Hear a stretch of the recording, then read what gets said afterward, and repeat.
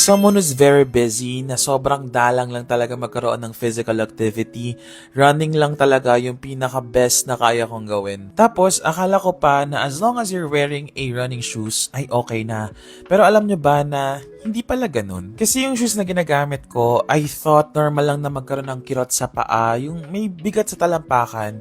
Akala ko ganun talaga pag tumatakbo, pero hindi pala. My feet aren't getting the support they actually need. And that is how I learned about Dr. Kong. Sa assistance na rin ng kanilang mga foot specialist, nagkaroon ako ng free foot check-up. We learned how my feet land, nasan yung pressure, and what kind of support I actually need. Kaya nga after switching to Dr. Kong footwear, mas naging steady yung steps ko, mas naging comfortable, tas talagang gumaan yung bawat takbo. 'Di ba? Pwede naman palang hindi tiisin yung sakit sa paa. Kaya nga if we had the same problem, visit your nearest Dr. Kong store for a free foot check-up or shop online at drkong.ph. Paano?